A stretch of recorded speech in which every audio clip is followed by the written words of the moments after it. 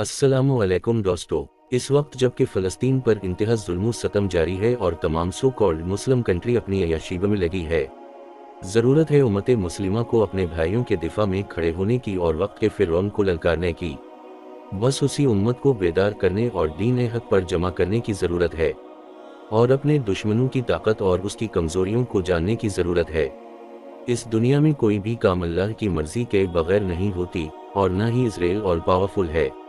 आज हम सभी जानते हैं कि इसराइल इतना पावरफुल सिर्फ और सिर्फ अमेरिका की अनकंडीशनल सपोर्ट की वजह से है, जिसको मुमकिन बनाती है इसराइल लॉबी।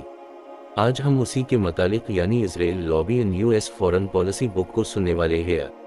चलिए शुरू करते हैं अल्लाह के नाम से, और अल्लाह हमारे लिए जल्दी से जल्दी मेरे भाइयों को बचाने का रास्ता निकाले और हमें दीन हक पर मुत्तहिद कर दे, आमीन। Israel lobby in US foreign policy. Introduction. America एक सदारती इंतखाबी साल में दाखिल होने वाला है। अगरचे इस मरहले पर नताइज की पेशगोई नामुमकिन है, लेकिन मुहिम की कुछ खुसूसियात का अंदाज़ा लगाना आसान है। उम्मीदवार यकीनन मुख्तलिफ घरेलू मसाइल पर इख्तिलाफ रखेंगे: सेहत की देखभाल, इस्कात हमल, हम जिन्स शादी, टैक्स, तालीम और इमिग्रेशन, और साथ ही फॉरेन पॉलिसी के मुतअद्दिद सवालात पर भी पुरजोश बहसें छिड़ जाएंगी। इराक में अमेरिका को कौन सा रास्ता इख्तियार करना चाहिए?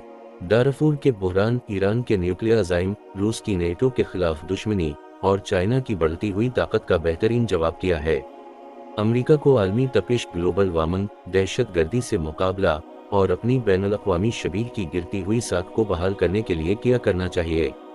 इन और बहुत से दीगर मसाइल पर हम पुरइतिमाद अंदाज में कह सकते हैं कि मुख्तलिफ उम्मीदवारों के दरमियान ज़बरदस्त इख्तिलाफात सामने आएंगे, लेकिन एक मौजू पर हम इतना ही पुरइतिमाद हैं कि उम्मीदवार एक ही आवाज़ में बात करेंगे।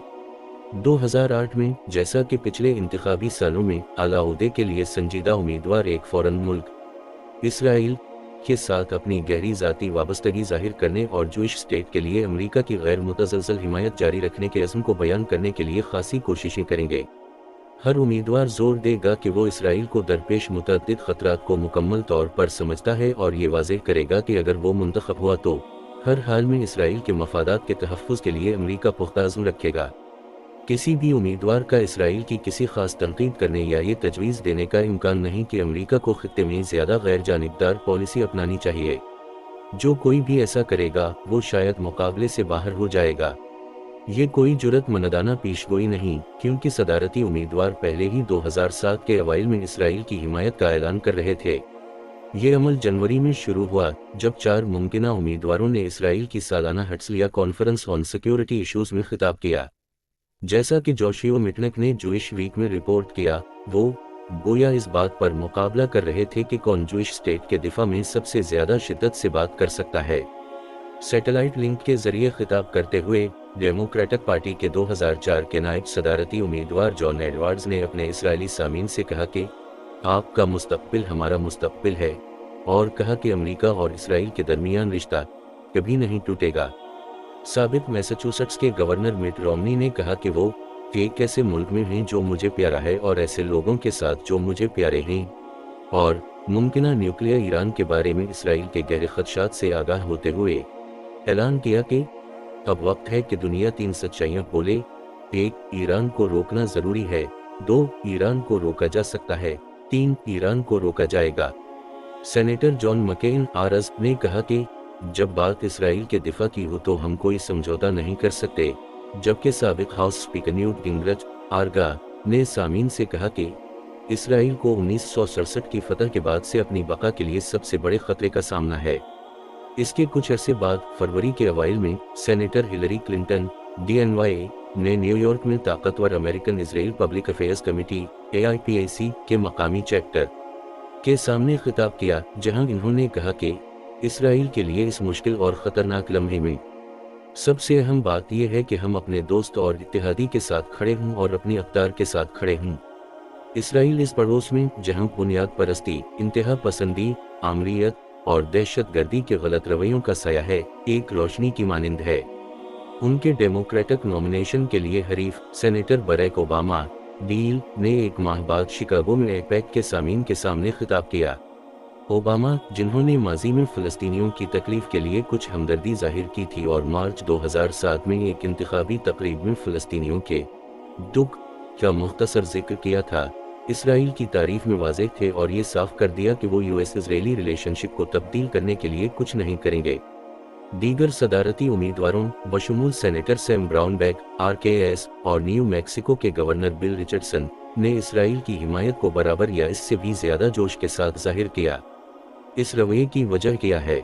इन सदारती उम्मीदवारों के दरमियान इसराइल के बारे में इतना कम इख्तिलाफ क्यों है, जबकि अमेरिका को दरपेश तकरीबन हर दूसरे हमीशों पर गहरे इख्तिलाफात मौजूद हैं और जब ये वाज़ेह है कि अमेरिका की मिडल ईस्ट पॉलिसी बुरी तरह नाकाम हो चुकी है। इसराइल को सदारती उम्मीदवारों से आज़ादाना रियायत क्यों मिलती है, जबकि उसके अपने शहरी अक्सर इसकी मौजूदा पॉलिसियों पर गहरी तनकीद करते हैं और ये वही सदारती उम्मीदवार दूसरे ममालिक के इक़दामात की तनकीद करने में बिल्कुल तैयार हैं। इसराइल और दुनिया का कोई दूसरा मुल्क नहीं, अमेरिका के सरकर्दा सियासतदानों से ऐसी मुसलसल इज्जत क्यों हासिल करता है? कुछ कह सकते हैं कि इसकी वजह यह है कि इसराइल अमेरिका के लिए एक अहम स्ट्रेटजिक एसेट है, बल्कि कहा जाता है कि ये वार ऑन टेरर में एक नागुज़ीर शिराकतदार है। दूसरे जवाब देंगे कि इसराइल को अनकंडीशनल सपोर्ट हिमायत देने का एक ताकतवर मॉरल केस है, क्योंकि ये खित्ते का वाहिद मुल्क है जो हमारी अख्तार को शेयर करता है।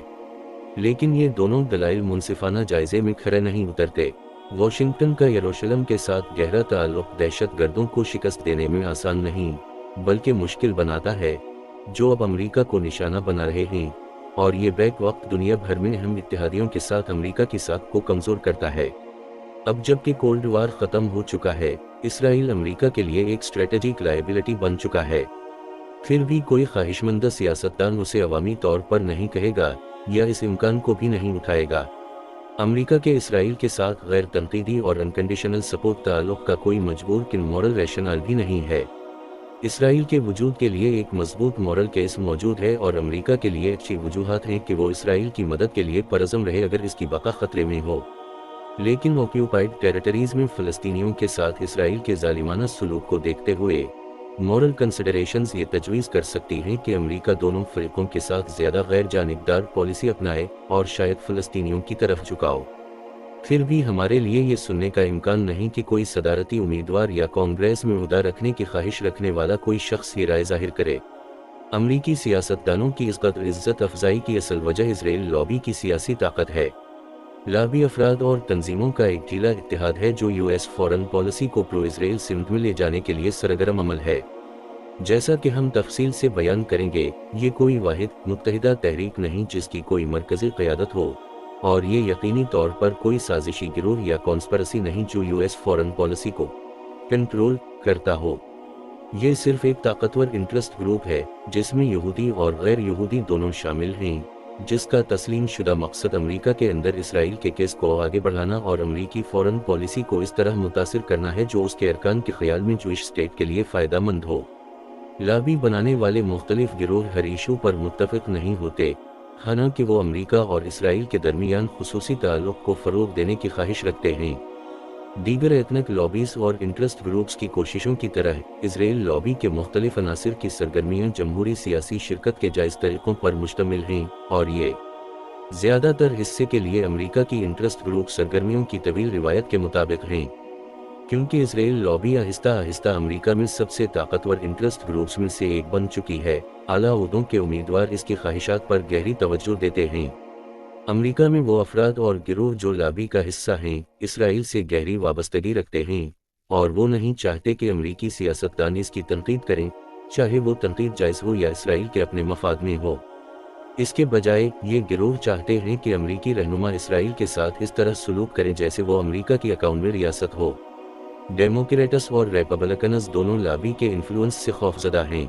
वो सब जानते हैं कि जो सियासतदान इसकी पॉलिसियों को चैलेंज करेगा उसके सदर बनने के इम्कानात बहुत कम हैं। लॉबी और अमेरिकी मिडल ईस्ट की पॉलिसी। लॉबी की सियासी ताकत इसलिए अहम नहीं कि ये सदारती उम्मीदवारों के मुहिम के दौरान कहे जाने वाले बयानात को मुतासिर करती है, बल्कि इसलिए कि ये अमेरिकी फॉरेन पॉलिसी ख़ास तौर पर मिडल ईस्ट में पर नुमायां असर डालती है। इस गैर मुस्तहकम खित्ते में अमेरिका के इक़दामात दुनिया भर के लोगों, ख़ास तौर पर वहाँ रहने वालों के लिए बहुत बड़े नताइज रखते हैं। बस इस बात पर गौर करें कि बुश एडमिनिस्ट्रेशन की इराक़ में गलत जंग ने इस तबाहाल मुल्क के तवील अरसे से मसाइब सहने वाले लोगों पर क्या असर डाला। लाखों हलाक, सैकड़ों हजारों अपने घरों से बेघर, और एक जालिमाना फिरका वाराना जंग जो ख़त्म होने का नाम नहीं ले रही। इस जंग ने अमेरिका के लिए भी एक स्ट्रेटेजिक डिजास्टर साबित किया और उसने खित्ते के अंदर और बाहर अमेरिकी इत्तेहादियों को परेशान और ख़तरे में डाल दिया। इससे ज़्यादा वाज़ेह या अलमनाक मिसाल मुश्किल से मिल सकती है कि अमेरिका जब अपनी ताकत को इस्तेमाल करता है तो वो अच्छाई या बुराई के लिए कैसे असरअंदाज हो सकता है। अमेरिका जमहूरिया के इब्तिदाई दिनों से मिडल ईस्ट में मुलव्वस रहा है, जिसकी ज़्यादातर सरगर्मियां तालीमी प्रोग्रामों या मिशनरी कामों पर मरकूज थीं। कुछ लोगों के लिए होली लैंड और इसकी तारीख में जुडाइज़म के किरदार से मुताल्लिक़ बाइबलियाती दिलचस्पी ने यहूदियों को वहाँ वतन वापस दिलाने के ख्याल की हिमायत की, जो कि कुछ मजहबी रहनुमाओं और उमूमी तौर पर चंद अमरीकी सियासतदानों ने कबूल किया। लेकिन इस मामूली और ज़्यादातर निजी मसरूफियत की तारीख को वर्ल्ड वार II के बाद से खित्ते में अमेरिका के किरदार और ख़ास तौर पर आज इसराइल के साथ इसके गैर मामूली ताल्लुक़ की जड़ समझना गलती है। 200 साल पहले बाबरी पायरेट्स की शिकस्त से लेकर वर्ल्ड वार II तक अमेरिका ने खित्ते में कहीं भी कोई अहम सिक्योरिटी किरदार अदा नहीं किया और अमेरिकी रहनुमाओं ने उसकी ख्वाहिश भी नहीं की। वुडरो विल्सन ने 1917 के बेल्फोर डिक्लेरेशन, जिसमें बरतानिया ने फ़लस्तीन में जूइश होमलैंड के क़याम की हिमायत का इजहार किया था, की हिमायत की, लेकिन विल्सन ने इस मकसद को आगे बढ़ाने के लिए अमली तौर पर कुछ नहीं किया। उस दौर की सबसे अहम अमरीकी शमूलियत 1919 में पेरिस पीस कॉन्फ्रेंस की तरफ से खित्ते में भेजी गई एक हकीकत जानने वाली मिशन, जिसकी क़यादत अमरीकियों हेनरी चर्चिल किंग और चार्ल्स क्रेन ने की, ने नतीजा अख्ज़ किया कि मकामी आबादी ज़ायनिस्ट दरानदाजियों की मुखालफत करती है और एक आज़ाद जूइश होमलैंड के क़याम के ख़िलाफ़ सिफारिश की। जैसा कि मौर्रिख़ मार्गरेट मैकमिलन नोट करती हैं, किसी ने ज़रा सी भी तवज्जो नहीं दी। मिडल ईस्ट के कुछ हिस्सों पर अमरीकी मैंडेट का इम्कान मुख्तसर तौर पर ज़ेर गौर आया, लेकिन उसे कभी आगे नहीं बढ़ाया गया, और बरतानिया और फ्रांस ने ओटोमन अम्पायर के मुतालिका हिस्सों को आपस में तकसीम कर लिया। अमेरिका ने वर्ल्ड वार II के बाद से मिडल ईस्ट के सिक्योरिटी मसाइल में एक अहम और मुसलसल बढ़ता हुआ किरदार अदा किया है, जो इब्तिदा में तेल, फिर एंटी कम्युनिज्म और वक्त के साथ साथ इसराइल के साथ इसके बढ़ते हुए ताल्लुक़ की वजह से चला। खित्ते की सिक्योरिटी सियासत में अमेरिका की पहली अहम शमूलियत 1940 की दहाई के वस्त में सऊदी अरब के साथ एक इब्तिदाई शिराकत थी, जिसका दोनों फरीकों ने मकसद बरतानवी अज़ाइम को रोकना था, और उसके पहले रस्मी इत्तेहादी वादों में 1952 में तुर्की का नेटो में शामिल होना और 1954 में एंटी सोवियत बगदाद पैक्ट शामिल थे। 1948 में इसराइल की तासीस की हिमायत के बाद अमरीकी रहनुमाओं ने इसराइल और अरबों के दरमियान मुतवाज़िन पोजीशन लेने की कोशिश की और ज़्यादा अहम स्ट्रेटेजिक मफादात को ख़तरे में डालने के खौफ से जूइश स्टेट के साथ कोई रस्मी वादा करने से गुरेज किया। ये सूरत हाल अगली चंद दहाइयों में आहिस्ता आहिस्ता बदली, जैसे कि 6 डे वार, मुख्तलिफ अरब ममालिक को सोवियत हथियारों की फ़रोख्त और अमरीका में प्रो इसराइल गिरोहों के बढ़ते हुए इन्फ्लुएंस जैसे वाक़यात के जवाब में। खित्ते में अमरीका के किरदार की इस ड्रामाई तब्दीली को देखते हुए मौजूदा अमरीकी पॉलिसी और ख़ास तौर पर इसराइल को दी जाने वाली गैर मामूली हिमायत को माजी के मजहबी अकायद या अमरीकी मसरूफियत की बिल्कुल मुख्तलिफ शक्लों के हवाले से समझने की कोशिश बेमानी है। अमरीका और इसराइल के दरमियान मौजूदा खुसूसी ताल्लुक़ के बारे में कुछ भी लाजमी या पहले से तयशुदा नहीं था। 1967 की 6 डे वार के बाद से अमरीकी मिडल ईस्ट की पॉलिसी की एक नुमायां खुसूसियत, और यकीनी तौर पर इसका मरकज़ी नुक्ता, इसराइल के साथ उसका ताल्लुक़ रहा है। गुज़श्ता 4 दहाइयों से दरहकीकत अमरीका ने इसराइल को ऐसी मादी और सिफारती हिमायत फराहम की है जो इसे दूसरे ममालिक को दी जाने वाली हिमायत से कहीं ज़्यादा है। ये इमदाद ज़्यादातर अनकंडीशनल सपोर्ट है। इसराइल जो कुछ भी करता है, हिमायत की सतह ज़्यादातर तब्दील नहीं होती। ख़ास तौर पर अमरीका मुसलसल फ़लस्तीनियों के मुकाबले में इसराइल की हिमायत करता है और वेस्ट बैंक में सेटलमेंट्स और सड़कों की तामीर रोकने के लिए जूइश स्टेट पर शाज़ नादिर ही दबाव डालता है। अगरचे सदर बिल क्लिंटन और जॉर्ज डब्ल्यू बुश ने खुलेआम एक काबिल अमल फ़लस्तीनी रियासत के क़याम की हिमायत की, लेकिन दोनों में से कोई भी इस नतीजे को हकीकत बनाने के लिए अमरीकी इन्फ्लुएंस इस्तेमाल करने को तैयार नहीं था। अमरीका ने वसी तर मिडल ईस्ट में भी ऐसी पॉलिसियां अपनाएं जो इसराइल की तरजीहात की अक्कासी करती थीं। मिसाल के तौर पर 1990 की दहाई के अवाइल से ईरान के तय अमरीकी पॉलिसी पर इसराइली हुकूमतों की ख्वाहिशात ने भारी असर डाला है। तेहरान ने हालिया बरसों में वाशिंगटन के साथ ताल्लुकात बेहतर करने और ज़ेर-ए-लतो इख्तिलाफात तय करने की कई कोशिशें कीं, लेकिन इसराइल और इसके अमरीकी हामी हर बार ईरान और अमरीका के दरमियान किसी भी डेटॉन्ट को नाकाम बनाने और दोनों ममालिक को दूर रखने में कामयाब रहे। ایک اور مثال بش ایڈمنسٹریشن کا 2006 کے موسم گرما میں اسرائیل کی لبنان کے خلاف جنگ کے دوران رویہ ہے۔ تقریباً ہر ملک نے اسرائیل کی بمباری مہم، جس نے 1000 سے زائد لبنانیوں کو ہلاک کیا، جن میں زیادہ تر عام شہری تھے، کی سخت تنقید کی، لیکن امریکہ نے نہیں کی۔ اس کے بجائے اس نے اسرائیل کی جنگ لڑنے میں مدد کی، اور دونوں سیاسی جماعتوں کے نمایاں ارکان نے اسرائیل کے رویے کا کھلے عام دفاع کیا۔ اسرائیل کے لیے یہ غیر مبہم حمایت نے بیروت میں پرو امریکن حکومت کو کمزور کیا، حزب اللہ کو مضبوط کیا، اور ایران، شام اور حزب اللہ کو ایک دوسرے کے قریب لایا، جو نتائج نہ تو واشنگٹن کے لیے اچھے تھے اور نہ ہی یروشلم کے لیے۔ اسرائیل کی خاطر اپنائی گئی بہت سی پالیسیاں اب امریکی قومی سلامتی کو خطرے میں ڈالتی ہیں۔ اسرائیل کے لیے غیر متزلزل امریکی حمایت اور فلسطینی علاقوں پر اسرائیل کے طویل قبضے نے عرب اور اسلامی دنیا میں اینٹی امریکنزم کو ہوا دی ہے، جس سے بین الاقوامی دہشت گردی کا خطرہ بڑھ گیا ہے اور واشنگٹن کے لیے دیگر مسائل، جیسے ایران کے نیوکلیئر پروگرام کو روکنا، مشکل ہو گیا ہے۔ چونکہ وسیع تر خطے میں امریکہ اب اتنا غیر مقبول ہے، عرب رہنما جو بصورت دیگر امریکی مقاصد سے متفق ہو سکتے ہیں، کھلے عام ہماری مدد کرنے سے ہچکچاتے ہیں، جو کہ خطے کے متعدد چیلنجوں سے نمٹنے کی امریکی کوششوں کو کمزور کرتا ہے۔ یہ صورتحال، جس کی امریکی تاریخ میں کوئی مثال نہیں، بنیادی طور پر اسرائیل لابی کی سرگرمیوں کی وجہ سے ہے، جبکہ دیگر خصوصی مفاداتی گروہ بشمول Cuban Americans, Irish Americans, Armenian Americans اور انڈین امریکنز کی نمائندگی کرنے والی ایتنک لابیز، امریکی فورن پالیسی کو اپنی پسند کی سمت میں موڑنے میں کامیاب رہی ہیں۔ کوئی بھی ایتنک لابی اسے اس حد تک نہیں ہٹا سکی جتنا کہ امریکی قومی مفاد دوسری صورت میں تجویز کرتا۔ اسرائیل لابی نے کامیابی سے بہت سے امریکیوں کو یہ یقین دلا دیا ہے کہ امریکی اور اسرائیلی مفادات بنیادی طور پر ایک جیسے ہیں۔ حقیقت میں وہ ایک جیسے نہیں ہیں۔ اگرچہ یہ کتاب بنیادی طور پر لابی کے امریکی فورن پالیسی پر انفلوئنس اور امریکی مفادات پر اس کے منفی اثر پر مرکوز ہے، لیکن لابی کا اثر اسرائیل کے لیے بھی غیر ارادی طور پر نقصان دہ رہا ہے۔ اسرائیل کے سیٹلمنٹس کو لیں، جنہیں یہاں تک کہ اسرائیل کے لیے ہمدردی رکھنے والے ایک مصنف جیسے لیون ویسلٹی نے حال ہی میں ایک تاریخی تناسب کا مورل اور اسٹریٹجک بلنڈر کہا ہے۔ اسرائیل کی صورتحال آج بہتر ہوتی اگر امریکہ نے بہت پہلے اپنے مالی اور سفارتی انفلوئنس کا استعمال کر کے اسرائیل کو ویسٹ بینک اور غزہ میں سیٹلمنٹس کی تعمیر روکنے کے لیے قائل کیا ہوتا، اور اس کے بجائے اسرائیل کو ان زمینوں پر ایک قابل عمل فلسطینی ریاست بنانے میں مدد کی ہوتی۔ تاہم واشنگٹن نے ایسا نہیں کیا، بڑی حد تک اس لیے کہ کسی بھی صدر کے لیے یہ سیاسی طور پر مہنگا ہوتا۔ جیسا کہ اوپر ذکر کیا گیا، اسرائیل کی حالت بہتر ہوتی اگر امریکہ نے اسے بتایا ہوتا کہ 2006 کی لبنان جنگ لڑنے کی اس کی فوجی حکمت عملی ناکام ہونے والی ہے، بجائے اس کے کہ اس کی انکنڈیشنل سپورٹ تائید اور سہولت کاری کی جاتی۔ امریکی حکومت کے لیے اسرائیل کے رویے کی تنقید کرنا اور اسے اپنی کچھ نقصان دہ پالیسیوں کو تبدیل کرنے پر دباؤ ڈالنا مشکل سے ناممکن بنا کر لابی شاید جوئش اسٹیٹ کے طویل مدتی امکانات کو بھی خطرے میں ڈال رہی ہے۔ لابی کا طریقہ کار، دی لابیز موڈس آپرینڈائی۔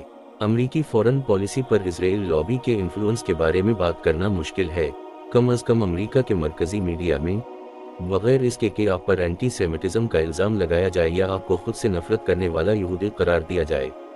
اسرائیلی پالیسیوں کی تنقید کرنا یا شائستہ محفلوں میں امریکی حمایت پر سوال اٹھانا بھی اتنا ہی مشکل ہے۔ اسرائیل کے لیے امریکہ کی فراخ دلی اور انکنڈیشنل سپورٹ حمایت پر شاذ و نادر ہی سوال اٹھایا جاتا ہے، کیونکہ لابی کے گروہ اپنی طاقت کا استعمال اس بات کو یقینی بنانے کے لیے کرتے ہیں کہ عوامی گفتگو اس کے اسٹریٹجک اور مورل دلائل کی گونج بن جائے جو خصوصی تعلق کے لیے پیش کیے جاتے ہیں۔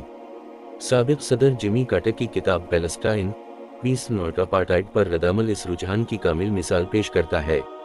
کارٹر کی کتاب امن کے عمل میں دوبارہ امریکی شمولیت کے لیے ایک ذاتی اپیل ہے، جو زیادہ تر ان کے گزشتہ 3 دہائیوں کے ان مسائل سے متعلق وسیع تجربے پر مبنی ہے۔ معقول لوگ ان کے ثبوتوں پر سوال اٹھا سکتے ہیں یا ان کے نتائج سے اختلاف کر سکتے ہیں، لیکن ان کا حتمی مقصد دونوں قوموں کے درمیان امن ہے، اور کارٹر واضح طور پر اسرائیل کے امن اور سلامتی میں رہنے کے حق کا دفاع کرتے ہیں۔ پھر بھی چونکہ انہوں نے تجویز دی کہ آکیوپائڈ ٹیریٹریز میں اسرائیل کی پالیسیاں جنوبی افریقہ کے اپارٹائڈ رژیم سے مشابہت رکھتی ہیں، اور عوامی طور پر کہا کہ پرو اسرائیل گروہ امریکی رہنماؤں کے لیے اسرائیل پر امن کے لیے دباؤ ڈالنا مشکل بناتے ہیں، انہی گروہوں نے ان کے خلاف ایک شدید بدنامی کی مہم شروع کی۔ نہ صرف کارٹر پر عوامی طور پر اینٹی سیمائٹ اور جو ہیٹر ہونے کا الزام لگایا گیا، बल्कि कुछ नाक़दीन ने यहाँ तक इल्ज़ाम लगाया कि वो नाज़ियों से हमदर्दी रखते हैं। चूँकि लाबी मौजूदा ताल्लुक़ को बरकरार रखना चाहती है और चूँकि इसके स्ट्रेटेजिक और मॉरल दलाइल हकीकत में बहुत कमज़ोर हैं, इसके पास संजीदा बहस को दबाने या किनारे करने के अलावा कोई चारा नहीं। इसके बावजूद लाबी की कोशिशों के बावजूद काफ़ी तादाद में अमरीकी, तकरीबन 40% ये तस्लीम करते हैं कि इसराइल के लिए अमरीकी हिमायत दुनिया भर में एंटी अमेरिकनिज़म की एक बड़ी वजह है। अशराफिया में ये तादाद काफ़ी ज़्यादा है। मज़ीद बरआं हैरानकुन तौर पर बहुत से अमरीकी समझते हैं कि लाबी का अमरीकी फ़ॉरेन पॉलिसी पर एक अहम और हमेशा मुस्बत ना होने वाला असर है। अक्टूबर 2006 में किए गए एक कौमी सर्वे में 39% जवाबदहिंदगान ने कहा कि वो मानते हैं कि कांग्रेस और बुश एडमिनिस्ट्रेशन पर इजरायली लॉबी का काम इराक में जंग शुरू करने और ईरान का सामना करने के लिए एक कलीदी अंसर रहा है। 2006 में अमरीकी बैन-अल-अक़वामी ताल्लुकात के स्कॉलर्स के एक सर्वे में 66% जवाबदहिंदगान ने कहा कि वो इस बयान से मुत्तफ़िक़ हैं कि इजराइल लॉबी का अमरीकी फ़ॉरेन पॉलिसी पर बहुत ज़्यादा असर है, जबकि अमरीकी अवाम उमूमी तौर पर इसराइल के साथ हमदर्दी रखते हैं। बहुत से लोग इसकी मखसूस पॉलिसियों पर तनकीद करते हैं और अगर इसराइल के इक़दामात अमरीकी मफादात के खिलाफ समझे जाएं तो अमरीकी इमदाद रोकने के लिए तैयार होंगे। बिलाशुबा अमरीकी अवाम लाबी के इन्फ्लुएंस और इसराइल और इसके साथ अमरीका के खुसूसी ताल्लुक़ के बारे में मज़ीद आगाह होंगे अगर उन मामलात पर ज़्यादा खुली बहस हो। फिर भी कोई हैरत कर सकता है कि अवाम के लाबी और इसराइल के बारे में ख्यालात को देखते हुए सियासतदान और पॉलिसी साज इसराइल की तनकीद करने और अमरीकी इमदाद को उसके इक़दामात के अमरीकी मफादात से फ़ायदा उठाने पर मशरूत करने से क्यों हिचकिचाते हैं। अमरीकी अवाम यकीनी तौर पर अपने सियासतदानों से ये मुतालबा नहीं कर रहे कि वो हर हाल में इसराइल की हिमायत करें। बुनियादी तौर पर अवाम के इसराइल और इसके साथ अमरीका के ताल्लुक़ के बारे में सोच और वाशिंगटन में हुकूमती अशराफिया के अमरीकी पॉलिसी चलाने के तरीक़े के दरमियान एक वाज़ेह खलीज है। इस खलीज की बुनियादी वजह लाबी की बेल्टवे के अंदर ज़बरदस्त साख है। ये न सिर्फ डेमोक्रेटिक और रिपब्लिकन इंतज़ामिया दोनों पर पॉलिसी के अमल पर नुमायां असर डालती है, बल्कि ये कैपिटल हिल पर इससे भी ज़्यादा ताकतवर है।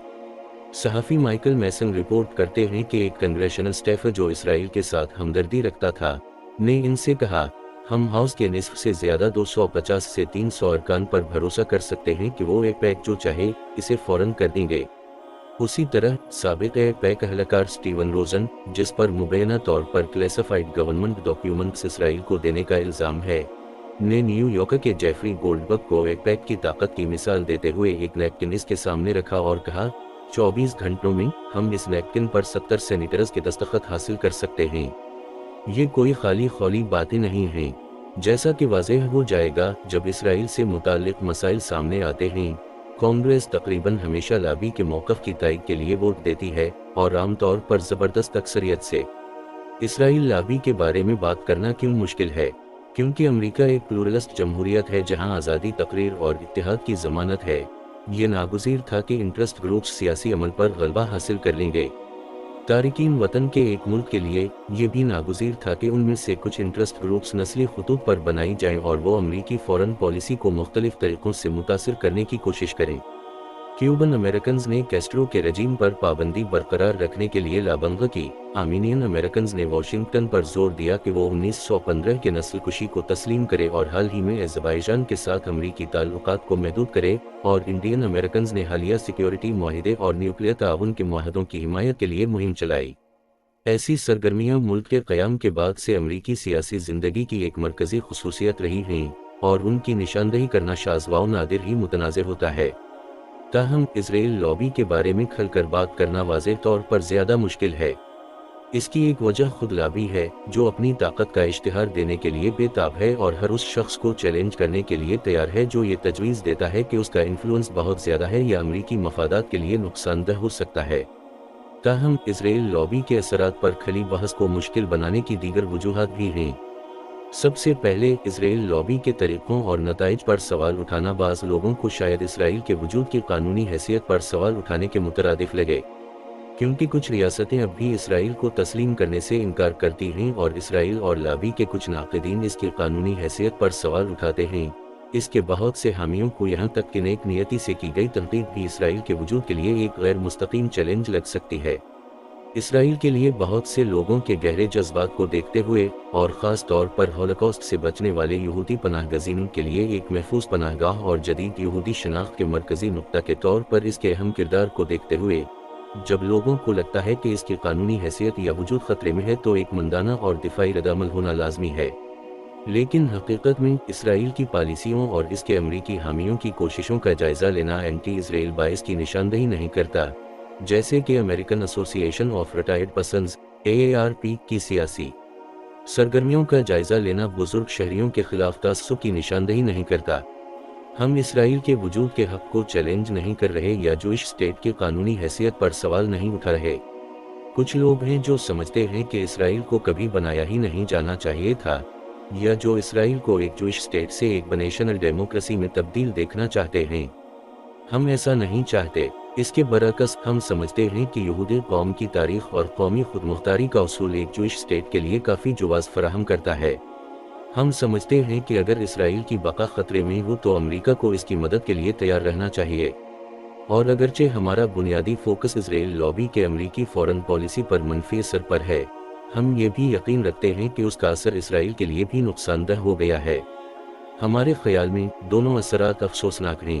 مزید برآں، یہ دعویٰ کہ ایک انٹرسٹ گروپ جس کے ارکان زیادہ تر یہودی ہیں، امریکی فورن پالیسی پر ایک طاقتور اور منفی اثر رکھتا ہے، کچھ امریکیوں کو گہرے طور پر انکمفرٹیبل اور شاید خوفزدہ اور ناراض کر سکتا ہے، کیونکہ یہ بدنام زمانہ protocols of the elders of Zion سے اٹھایا گیا الزام لگتا ہے، جو ایک مشہور اینٹی سیمیٹک جعل سازی ہے جو ایک ہمہ گیر یہودی سازشی گروہ کی خفیہ عالمی کنٹرول کو ظاہر کرنے کا دعویٰ کرتی تھی۔ یہودی سیاسی طاقت پر کوئی بھی بحث 2000 سال کی تاریخ کے سائے میں ہوتی ہے، خاص طور پر یورپ میں صدیوں کی بہت حقیقی اینٹی سیمیٹزم کے سائے میں۔ صلیبی جنگوں کے دوران عیسائیوں نے ہزاروں یہودیوں کا قتل عام کیا۔ 1290 سے 1497 کے درمیان برطانیہ، فرانس، اسپین، پرتگال اور دیگر جگہوں سے انہیں اجتماعی طور پر نکال دیا اور یورپ کے دیگر حصوں میں انہیں یہودی بستیوں، گیٹوز تک محدود کر دیا۔ ہسپانوی انکوزیشن کے دوران یہودیوں پر تشدد کیا گیا۔ مشرقی یورپ اور روس میں متعدد مواقع پر قاتلانہ پوگرمز ہوئے اور دیگر اقسام کی اینٹی سیمیٹک تعصبات حالیہ دنوں تک وسیع پیمانے پر پھیلی ہوئی تھیں۔ اس شرمناک ریکارڈ کا اختتام نازی ہولوکاسٹ میں ہوا، جس میں تقریباً 6 ملین یہودی ہلاک ہوئے۔ عرب دنیا کے کچھ حصوں میں بھی یہودیوں پر ظلم کیا گیا، حالانکہ وہ زیادہ شدید نہیں تھا۔ اس طویل ظلم و ستم کی تاریخ کو دیکھتے ہوئے، امریکی یہودی کسی بھی ایسے دلائل کے لیے سمجھ بوجھ سے حساس ہیں جو یہ لگتا ہو کہ انہیں ناکام پالیسیوں کا ذمہ دار ٹھہرایا جا رہا ہے۔ یہ حساسیت اس وقت اور بڑھ جاتی ہے جب عجیب و غریب سازشی نظریات کی یاد آتی ہے، جیسے کہ پروٹوکولز میں بیان کیے گئے خفیہ یہودی انفلوئنس کی ہولناک وارننگز نیو ناتسیز اور دیگر انتہا پسندوں جیسے نفرت پھیلانے والے سابق کوکلکس کلین رہنما ڈیوڈ بیوک کے لیے ایک مستقل موضوع رہی ہیں، جو یہودی خدشات کو مزید تقویت دیتی ہیں۔ ایسے اینٹی سیمیٹک الزامات کا ایک کلیدی عنصر یہ دعویٰ ہے کہ یہودی بینکوں، میڈیا اور دیگر اہم اداروں کو کنٹرول کر کے غیر قانونی انفلوئنس استعمال کرتے ہیں۔ اس طرح اگر کوئی کہتا ہے کہ امریکہ میں پریس کوریج اسرائیل کے حریفوں کے مقابلے میں اس کی حمایت کرتی ہے، تو یہ بعض لوگوں کو اس پرانے جھوٹ کی مانند لگ سکتا ہے کہ یہودی میڈیا کو کنٹرول کرتے ہیں۔ اسی طرح اگر کوئی نشاندہی کرتا ہے کہ امریکی یہودیوں کی خیراتی اور سیاسی مقاصد کے لیے پیسہ دینے کی ایک بھرپور روایت ہے، تو یہ لگتا ہے کہ وہ یہ تجویز کر رہے ہیں کہ یہودی پیسہ سیاسی انفلوئنس کو خفیہ یا سازشی طریقے سے خرید رہا ہے۔ یقیناً کوئی بھی جو سیاسی مہم کے لیے پیسہ دیتا ہے وہ کسی سیاسی مقصد کو آگے بڑھانے کے لیے کرتا ہے، اور تقریباً تمام انٹرسٹ گروپس عوامی رائے کو ڈھلنے اور سازگار میڈیا کوریج حاصل کرنے میں دلچسپی رکھتے ہیں۔ کسی انٹرسٹ گروپ کی مہم کے احتیاط، لابنگہ کی کوششوں اور دیگر سیاسی سرگرمیوں کے کردار کا جائزہ لینا ایک کافی غیر متنازع عمل ہونا چاہیے، لیکن ماضی کی اینٹی سیمیٹزم کو دیکھتے ہوئے یہ سمجھ میں آتا ہے کہ فارماسیوٹیکل لابی، لیبر یونینز، اسلحہ سازوں، انڈین امریکن گروہوں وغیرہ کے اثرات پر بات کرنا اسرائیل لابی کے بارے میں بات کرنے سے زیادہ آسان کیوں ہے۔ امریکہ میں پرو اسرائیل گروہوں اور افراد پر اس بحث کو اور بھی مشکل بنانے والی بات ڈول لائلٹی کا پرانا الزام ہے۔ اس پرانے جھوٹ کے مطابق ڈائسپورا کے یہودی دائمی اجنبی تھے جو کبھی بھی جذب نہیں ہو سکتے اور اچھے محب وطن نہیں بن سکتے، کیونکہ وہ اس ملک سے زیادہ ایک دوسرے کے وفادار تھے جس میں وہ رہتے تھے۔ آج کا خوف یہ ہے کہ اسرائیل کی حمایت کرنے والے یہودیوں کو غیر وفادار امریکی سمجھا جائے گا۔ جیسا کہ امریکن جوئش کمیٹی کے سابق واشنگٹن نمائندے ہائمن بکبائنڈر نے ایک بار تبصرہ کیا، یہودی اس تجویز پر شدید ردعمل دیتے ہیں کہ ان کی اسرائیل کی حمایت میں کچھ غیر محب وطن ہے۔ ہم واضح طور پر کہتے ہیں، ہم ان تمام اینٹی سیمیٹک دعووں کو مکمل طور پر مسترد کرتے ہیں۔ ہمارے خیال میں کسی بھی امریکی کے لیے کسی فورن ملک سے نمایاں وابستگی رکھنا بالکل جائز ہے۔ درحقیقت امریکان کو دوہری شہریت رکھنے اور فورن فوجوں میں خدمات انجام دینے کی اجازت ہے، سوائے اس کے کہ وہ ملک امریکہ کے ساتھ جنگ میں نہ ہو۔ جیسا کہ اوپر ذکر کیا گیا، امریکہ میں نسلی گروہوں کی متعدد مثالیں ہیں جو امریکی حکومت اور اپنے ہم وطنوں کو اس فورن ملک کی حمایت کے لیے قائل کرنے کی سخت کوشش کرتے ہیں جس سے وہ گہری وابستگی رکھتے ہیں۔ فورن حکومتیں عام طور پر ہمدرد نسلی بنیاد پر قائم انٹرسٹ گروپس کی سرگرمیوں سے آگاہ ہوتی ہیں، اور انہوں نے فطری طور پر ان کا استعمال امریکی حکومت کو متاثر کرنے اور اپنے فورن پالیسی کے مقاصد کو آگے بڑھانے کے لیے کیا ہے۔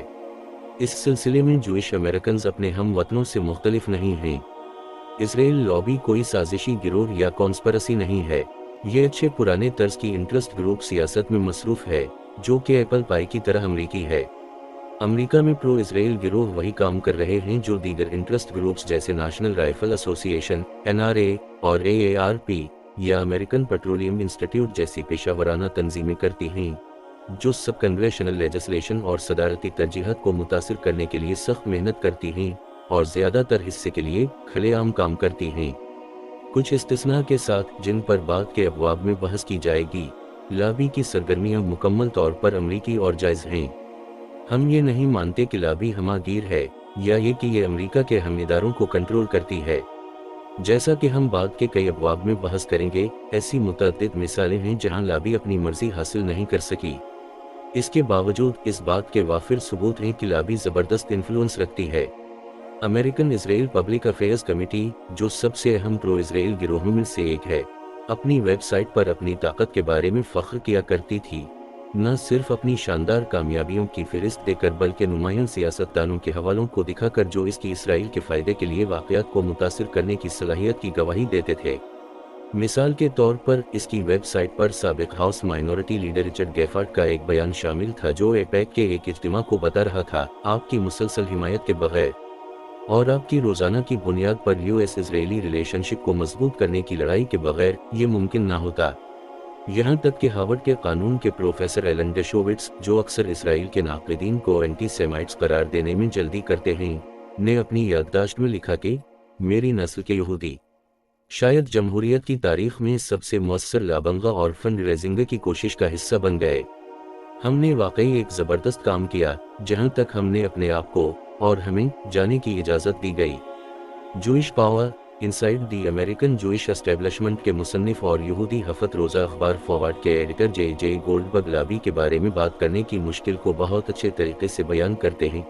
ایسا لگتا ہے جیسے ہمیں یہ چننا پڑتا ہے کہ یا تو یہودیوں کے پاس بہت زیادہ اور نقصان دہ کنٹرول ہے یا یہودی انفلوئنس کا کوئی وجود ہی نہیں۔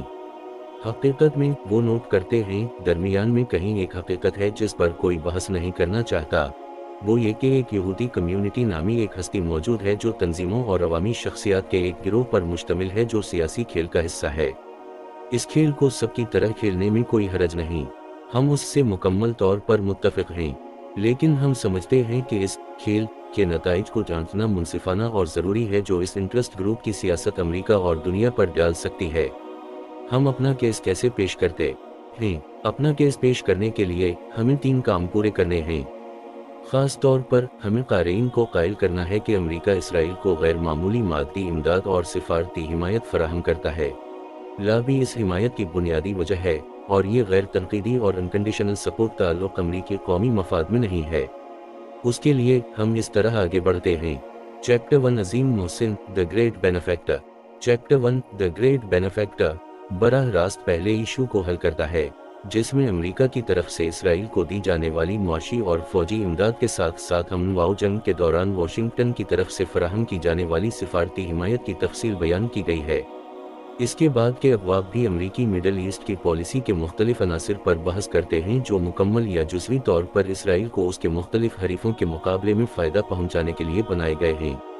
चैप्टर 2 और 3 उन अहम दलाइल का जायजा लेते हैं जो आमतौर पर इसराइल को मिलने वाली गैर मामूली हिमायत को जायज़ा समझाने के लिए पेश किए जाते हैं। ये तनकीदी जायजा मेथोडोलॉजिकल वजूहात की बना पर ज़रूरी है।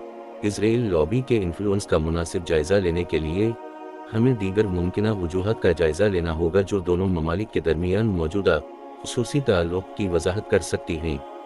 चैप्टर 2 इसराइल स्ट्रेटेजिक एसेट और लायबिलिटी में हम इस मानूस दलील का जायजा लेते हैं कि इसराइल को गैर मामूली हिमायत इसलिए मिलनी चाहिए क्योंकि ये एक कीमती स्ट्रेटेजिक एसेट है। हम दिखाते हैं कि अगरचे कोल्ड वार के दौरान इसराइल एक असासा हो सकता था, लेकिन अब ये तेज़ी से एक स्ट्रेटेजिक लायबिलिटी बनता जा रहा है। इसराइल की इस कदर मजबूत हिमायत अमेरिका के दहशतगर्दी के मसले को हवा देती है और मिडल ईस्ट में दीगर मसाइल से निपटने के लिए अमेरिका के लिए मुश्किल बनाती है। इसराइल की अनकंडीशनल सपोर्ट हिमायत आलमी सतह पर दीगर ममालिक के साथ अमरीकी ताल्लुकात को भी पेचीदा बनाती है, जिससे अमरीका पर इजाफी अखराजात आयद होते हैं। फिर भी इसराइल की हिमायत के अखराजात बढ़ने और फ़वाइद कम होने के बावजूद अमरीकी हिमायत में इजाफा जारी है। ये सूरत हाल बताती है कि स्ट्रेटजी कंपैरेटिव्स के अलावा कोई और चीज़ काम कर रही है। चैप्टर 3 ए ड्विंडलिंग मॉरल केस में इसराइलियों और उनके अमरीकी हामियों की तरफ से अमरीकी हिमायत की वजाहत के लिए अक्सर इस्तेमाल किए जाने वाले मुख्तलिफ मॉरल रैशनल्स का जायज़ा लिया गया है।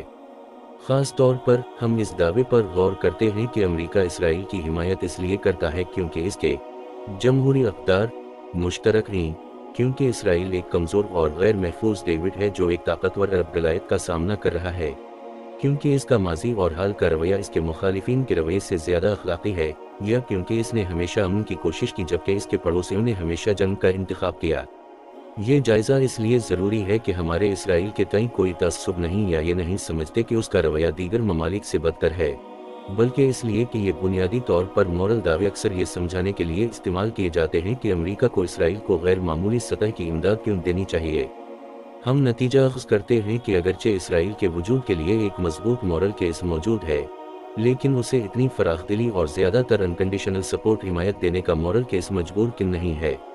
एक बार फिर कम होते मॉरल केस और बढ़ती हुई अमरीकी हिमायत का ये तज़ाद बताता है कि कोई और चीज़ ज़रूर काम कर रही है। इस बात को कायम करने के बाद कि ना तो स्ट्रेटेजिक मफादात और ना ही मॉरल रैशनल्स अमरीकी हिमायत को मुकम्मल तौर पर समझा सकते हैं, हम अपनी तवज्जो इस किसी और चीज़ की तरफ मबज़ूल करते हैं। Chapter 4 what is the Israel lobby के मुख्तलिफ अज़्ज़ा की निशानदही करता है और बताता है कि ये ढीला इत्तेहाद कैसे तैयार हुआ। हम जोर देते हैं कि ये कोई वाहिद मुत्तहिदा तहरीक नहीं, उसके मुख्तलिफ अनासिर बाज़ मसाइल पर कभी कभार इख्तिलाफ रखते हैं और उसमें यहूदी और गैर यहूदी दोनों शामिल हैं, बशमूल नाम निहाद क्रिश्चियन ज़ायनिस्ट्स। हम ये भी दिखाते हैं कि लॉबी की कुछ अहम तंजीमें वक्त के साथ साथ दाएं तरफ मुंतकिल हो गई हैं और तेज़ी से इस बड़ी आबादी की नुमाइंदगी नहीं करती जिनकी तरफ से वो अक्सर बात करने का दावा करती हैं। ये चैप्टर इस बात पर भी गौर करता है कि क्या अरब अमेरिकन गिरोह नाम निहाद ऑयल लॉबी या दौलतमंद अरब तेल पैदा करने वाले इसराइल लॉबी के मुकाबले में एक अहम तवाज़ुन है, या हत्ता कि अमरीकी मिडल ईस्ट की पॉलिसी के पीछे असल मुहर्रिक क़ुव्वतें हैं। बहुत से लोग समझते हैं, मिसाल के तौर पर, कि इराक पर हमला ज़्यादातर तेल के बारे में था और कारपोरेट तेल के मफादात इस मुल्क पर हमला करने के अमरीकी फैसले के पीछे बुनियादी मुहर्रिक थे। ये दुरुस्त नहीं, अगरचे तेल तक रसाई यकीनन एक अहम अमरीकी मफाद है, लेकिन ऐसी अच्छी वजूहात हैं कि अरब अमेरिकन तेल कंपनियां और सऊदी शाही खानदान अमरीकी फॉरेन पॉलिसी पर इसराइल लॉबी से कहीं कम इन्फ्लुएंस रखते हैं।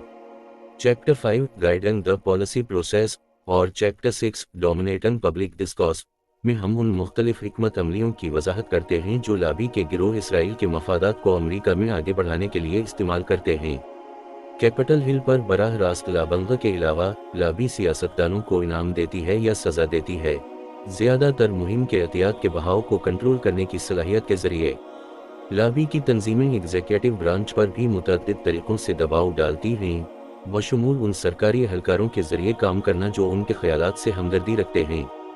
इतना ही अहम, लॉबी ने इसराइल के बारे में अवामी गुफ्तगू को ढलने के लिए खासी कोशिशें की हैं, मीडिया और अकेडमिया पर दबाव डालकर और बासर फॉरेन पॉलिसी थिंक टैंक्स में एक ठोस मौजूदगी कायम करके। अवामी तसव्वुरात को ढलने की कोशिशों में अक्सर इसराइल के नाक़िदीन पर एंटी सेमिटिज़म का इल्ज़ाम लगाना शामिल होता है, जो एक ऐसी हिकमत अमली है जो मौजूदा ताल्लुक़ को चैलेंज करने वाले किसी भी शख्स को बदनाम करने और किनारे करने के लिए बनाई गई है।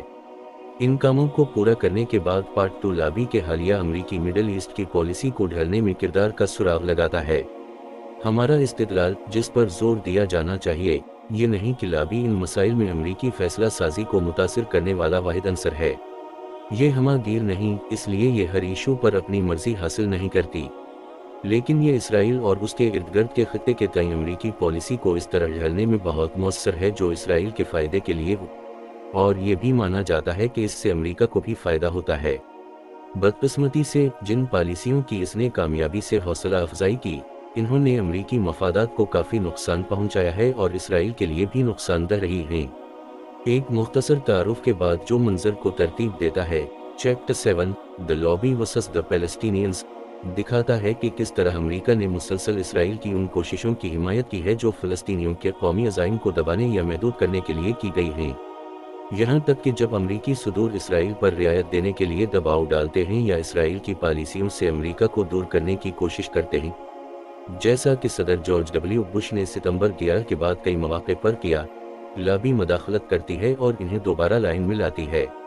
उसका नतीजा अमरीका की बदतर होती शबीह इसराइली फ़लस्तीनी तकसीम के दोनों तरफ जारी तकलीफ और फ़लस्तीनियों में बढ़ती हुई बुनियाद परस्ती है। इनमें से कोई भी रुझान ना तो अमरीका के मफाद में है और ना ही इसराइल के। Chapter 8 Iraq and dreams of transforming the middle east में हम दिखाते हैं कि किस तरह लाबी और ख़ास तौर पर इसके अंदर मौजूद न्यू कंसर्वेटिव्स बुश एडमिनिस्ट्रेशन के 2003 में इराक पर हमला करने के फैसले के पीछे बुनियादी मुहरत कुव्वत थी। हम जोर देते हैं कि लाबी ने जंग को खुद से शुरू नहीं किया। सितंबर 11 के हमलों ने बुश एडमिनिस्ट्रेशन की फॉरेन पॉलिसी और सदाम हुसैन को हटाने के फैसले पर गहरा असर डाला, लेकिन लाबी के इन्फ्लुएंस के बगैर तकरीबन यकीनी तौर पर कोई जंग ना होती। लाबी जंग के लिए एक ज़रूरी लेकिन नाकाफ़ी शर्त थी जो कि अमरीका के लिए एक स्ट्रेटेजिक डिजास्टर है और इसराइल के सबसे संगीन इलाकाई मुखालिफ ईरान के लिए एक नेमत है। Chapter 9 taking aim at Syria में अमरीका के शाम की असद रजीम के साथ मुश्किल ताल्लुकात की इर्तिका की वजाहत की गई है। हम दस्तावेजी सबूत पेश करते हैं कि किस तरह लाबी ने वाशिंगटन को शाम के तईं तसादुम की पॉलिसियां अपनाने के लिए दबाव डाला, बशमूल कभी कभार रजीम की तब्दीली के खतरात, जब ये इसराइली हुकूमत की ख्वाहिश थी। अगर लाबी के कलीदी गिरोह कम इन्फ्लुएंस रखते तो अमरीका और शाम इत्तेहादी न होते, लेकिन अमरीका ने कहीं कम तसादुम का रास्ता इख्तियार किया होता और शायद शाम के साथ कई महदूद लेकिन मुफीद तरीक़ों से ताउन कर रहा होता। दरहकीकत लाबी के बगैर इसराइल और शाम के दरमियान शायद पहले ही एक अमन मुआहदा हो चुका होता और दमिश्क लेबनान में हिज़्बुल्लाह की हिमायत ना कर रहा होता, जो वाशिंगटन और यरूशलेम दोनों के लिए अच्छा होता। चैप्टर 10 ईरान इन द क्रॉसहेयर्स में हम लाबी के अमरीकी ईरान पॉलिसी में किरदार का सुराग लगाते हैं। वाशिंगटन और तेहरान के ताल्लुकात 1979 के इनक़िलाब के बाद से मुश्किल रहे हैं, जिसने शाह को हटाया और इसराइल ने ईरान को उसके न्यूक्लियर अज़ाइम और हिज़्बुल्लाह जैसे गिरोहों की हिमायत की रोशनी में अपना सबसे संगीन मुखालिफ समझना शुरू कर दिया। उसके मुताबिक इसराइल और लाबी ने बार बार अमरीका को ईरान के पीछे जाने के लिए दबाव डाला और कई इब्तिदाई मौक़े को नाकाम बनाया जो डेटोंट के लिए थे। बदकिस्मती से उसका नतीजा ये निकला कि ईरान के न्यूक्लियर अज़ाइम बढ़ गए हैं और ज़्यादा इंतहाई अनासिर जैसे मौजूदा सदर महमूद अहमदीनेजाद इक़्तिदार में आ गए हैं, जिससे एक मुश्किल सूरत हाल मज़ीद ख़राब हो गई है। Lebanon chapter 11 the lobby and the second Lebanon war का मौजू है और यहाँ पैटर्न तकरीबन वही है। हम इस्तिदलाल करते हैं कि 2006 के मौसम गर्मा में हिज़्बुल्लाह के गैर जायज़ इश्तियाल के जवाब में इसराइल का रद्दअमल न सिर्फ हिकमत अमली के लिहाज से अहमकाना था बल्कि अखलाक़ी तौर पर भी गलत था। फिर भी लाबी के इन्फ्लुएंस ने अमरीकी अहलकारों के लिए कुछ भी करने को मुश्किल बना दिया सिवाय इसराइल की मजबूत हिमायत के। ये केस लाबी के अफसोसनाक इन्फ्लुएंस की एक और क्लासिक मिसाल पेश करता है। अमरीकी और इसराइली मफादात पर अमरीकी पॉलिसी साजों के लिए पीछे हटना और अपने इसराइली हम मनसबों को ईमानदार और तनकीदी मशवरा देना मुश्किल बनाकर लाबी ने ऐसी पॉलिसी को सहूलत दी जिसने अमरीका की शबीह को मज़ीद दागदार किया, बैरूत में जमहूरी तौर पर मुंतखब रजीम को कमज़ोर किया और हिज़्बुल्लाह को मजबूत किया। आखिरी chapter what is to be done इस गैर खुशगवार सूरत हाल को बेहतर बनाने के तरीक़ों की खोज करता है। हम शुरुआत अमरीका के बुनियादी मिडल ईस्ट मफादात की निशानदेही से करते हैं और फिर एक ऐसी हिकमत अमली के ज़रूरी उसूलों का खाका पेश करते हैं जिसे हम ऑफशोर बैलेंसिंग कहते हैं, जो इन मफादात का ज़्यादा मौसर तरीके से दिफा कर सकती है। हम इसराइल के तय अमरीकी अज़्म को तर्क करने की वकालत नहीं करते, درحقیقت ہم واضح طور پر اس کی حمایت کرتے ہیں کہ اگر اسرائیل کی بقا کبھی خطرے میں ہو تو اس کی مدد کی جائے، لیکن ہم استدلال کرتے ہیں کہ اب وقت ہے کہ اسرائیل کے ساتھ ایک عام ملک کی طرح سلوک کیا جائے اور امریکی امداد کو قبضے کے خاتمے اور اسرائیل کی امریکی مفادات کے مطابق پالیسیوں کی خواہش پر مشروط کیا جائے۔ اس تبدیلی کو حاصل کرنے کے لیے لابی کی سیاسی طاقت اور اس کے موجودہ پالیسی ایجنڈے کو حل کرنے کی ضرورت ہے، اور ہم کئی تجاویز پیش کرتے ہیں کہ لابی کی طاقت کو کس طرح تبدیل کیا جا سکتا ہے تاکہ اس کا انفلوئنس امریکہ اور اسرائیل دونوں کے لیے زیادہ فائدہ مند ہو۔ جن سے ہم نے سیکھا، کوئی مصنف تنہا جزیرہ نہیں ہوتا، اور ہم ان اسکالرز اور مصنفین کے بہت مقروض ہیں جنہوں نے ہم سے پہلے ان موضوعات کا جائزہ لیا۔ سب سے پہلے انٹرسٹ گروپس پر وسیع تعلیمی ادب موجود ہے جس نے ہمیں یہ سمجھنے میں مدد کی کہ چھوٹی لیکن مرکوز تحریکیں آبادی میں اپنی مطلق تعداد سے کہیں زیادہ انفلوئنس کیسے ڈال سکتی ہیں۔ امریکی فورن پالیسی پر نسلی گروہوں کے اثرات پر بھی ایک مضبوط ادب موجود ہے جو تصدیق کرتا ہے کہ اسرائیل لابی اپنی بنیادی سرگرمیوں میں منفرد نہیں، صرف اس کے غیر معمولی انفلوئنس کی سطح میں ہے۔ ادب کا دوسرا حصہ خود لابی کو مخاطب کرتا ہے۔ کئی صحافیوں، اسکالرز اور سابق سیاستدانوں نے لابی کے بارے میں لکھا ہے۔ تنقیدی اور ہمدرد دونوں نقطہ نظر سے لکھے گئے ان کاموں میں لابی نے امریکی فورن پالیسی کو متاثر کرنے کے طریقوں کے بارے میں کافی مفید معلومات شامل ہیں۔ ہم امید کرتے ہیں کہ ہماری روایت ان ابتدائی مصنفین کے بنائے ہوئے راستے کو وسعت دے گی۔ ہم نے دیگر مطالعات سے بھی بہت کچھ سیکھا ہے جو کہ مکمل طور پر فہرست کرنے کے لیے بہت زیادہ ہیں، جو امریکی مڈل ایسٹ کی پالیسی، امریکی اسرائیلی تعلقات یا مخصوص پالیسی ایشوز کے خاص پہلوؤں سے متعلق ہیں۔ اگرچہ ان میں سے کچھ کام، جیسے سٹیون سپیگل کی the other Arab Israeli conflict, making America's Middle East policy from Truman to Reagan, اور وارن بیس کی support any friend, Kennedy's Middle East and the making of the US Israel اسرائیل الائنس، lobby کے influence کو کم کرنے کی کوشش کرتے ہیں۔ اس طرح کے سنجیدہ علمی کام اس کے باوجود لابی کے اثر اور خاص طور پر اس کے بڑھتے ہوئے انفلوئنس کے کافی شواہد پر مشتمل ہیں۔ ایک آخری ادب جس نے ہمیں اسرائیل، لابی اور جوئش اسٹیٹ کے ساتھ امریکہ کے تعلق کے بارے میں سوچنے میں اہم کردار ادا کیا ہے، وہ نام نہاد نیو ہسٹری ہے جو گزشتہ 20 سالوں میں اسرائیل سے سامنے آئی ہے۔ وسیع آرکائیول تحقیق کا استعمال کرتے ہوئے اسرائیلی اسکالرز جیسے شلومو بن ایمی، سنہا فلیپن، بروچ کملن، بینی مورس، ایلین پیک، ٹام سیگر، اوی شلیم اور زیو سٹنہیل نے اسرائیل کے قیام اور اس کے بعد کے پڑوسی ممالک اور فلسطینیوں کے تئیں اس کی پالیسیوں کے بارے میں روایتی حکمت کو مؤثر طریقے سے الٹ دیا ہے۔ دیگر ممالک کے اسکالرز نے بھی تاریخی ریکارڈ کو درست کرنے میں حصہ ڈالا ہے۔ مل کر ان افراد نے قیام کی اصل، انتہائی رومانوی ورژن کو کمزور کیا ہے، جس میں یہودیوں کو عام طور پر وائٹ ہیٹس اور عربوں کو بلیک ہیٹس کے طور پر پیش کیا جاتا ہے۔ مزید برآں، یہ کام واضح کرتے ہیں کہ اسرائیل نے اپنی آزادی حاصل کرنے کے بعد فلسطینیوں اور دیگر عربوں کے تئیں اس سے کہیں زیادہ جارحانہ رویہ اختیار کیا جتنا کہ عام طور پر تسلیم کیا جاتا ہے۔ یقیناً ان مورخین کے درمیان مختلف تنازعات ہیں، اور ہم ان کے ہر پوائنٹ سے متفق نہیں ہیں۔ اس کے باوجود وہ اجتماعی طور پر جو کہانی بیان کرتے ہیں وہ صرف تعلیمی دلچسپی کا معاملہ نہیں ہے۔ درحقیقت اس کے فلسطینیوں پر اسرائیل کی حمایت کے مورل ریشنال کے بارے میں سوچنے کے گہرے مضمرات ہیں۔ یہ عرب اور اسلامی دنیا میں بہت سے لوگوں کی اس گہری ناراضی کو سمجھنے میں بھی مدد کرتا ہے جو امریکہ کے اسرائیل کی اتنی فراخ دلی اور انکنڈیشنل سپورٹ حمایت کی وجہ سے ہے۔ ذرائع پر ایک نوٹ۔ آگے بڑھنے سے پہلے ذرائع کے بارے میں ایک مختصر بات ضروری ہے۔ اس مطالعے کا زیادہ تر حصہ، خاص طور پر حصہ دوم، حالیہ تاریخ سے متعلق ہے، یا ان واقعات سے جو کہ ابھی تک حتمی نتائج کے بغیر ہیں۔ چونکہ موجودہ واقعات کے بارے میں سرکاری دستاویزات عام طور پر اسکالرز کے لیے دستیاب نہیں ہوتیں، ہمیں دیگر ذرائع پر انحصار کرنا پڑا۔ اخبارات، رسائل، علمی مضامین، کتابیں، انسانی حقوق کی تنظیموں کی رپورٹس، ریڈیو اور ٹیلی ویژن کی نقلیں، اور ہم نے کیے گئے ذاتی انٹرویوز۔ کچھ مواقع پر ہمیں واقعات کے ایک تسلیم شدہ طور پر نامکمل ریکارڈ کے ساتھ کام کرنا پڑا۔ اگرچہ ہمیں اس کا امکان کم لگتا ہے، لیکن سرکاری ریکارڈز کے دستیاب ہونے پر ہماری کہانی کے کچھ حصے مختلف نظر آ سکتے ہیں۔ اپنے مختلف دلائل کی درستگی کو یقینی بنانے کے لیے ہم نے تقریباً ہر اہم پوائنٹ کو متعدد ذرائع سے تقویت دی، جس کی وجہ سے اس کتاب کے آخر میں دیے گئے وسیع نوٹس ہیں۔ ہم نے بہت زیادہ انحصار اسرائیلی ذرائع جیسے ہاریٹس اور جیروسلم پوسٹ نیز اسرائیلی اسکالرز کی تحریروں پر کیا۔ معلومات کا ایک اور ناگزیر ذریعہ امریکی یہودی اشاعتیں جیسے فورورڈ اور جوئش ویک تھیں۔ نہ صرف یہ اسرائیلی اور امریکی یہودی ذرائع ہم معلومات سے بھرے ہیں جو امریکہ کے مرکزی میڈیا میں نہیں ملتی، بلکہ یہ اخبارات ہمارے لابی کے بارے میں بہت سے دلائل کے لیے ہمدرد ہونے کا امکان نہیں رکھتے تھے۔ ان پر ہمارا انحصار ہمارے نتائج کو مزید قابل اعتماد بنانے میں مدد دیتا ہے۔ کنکلوژن: ہمارا تجزیہ اس بات کی وضاحت سے شروع ہوتا ہے کہ امریکہ اسرائیل کو کتنی مادی اور سفارتی حمایت فراہم کرتا ہے۔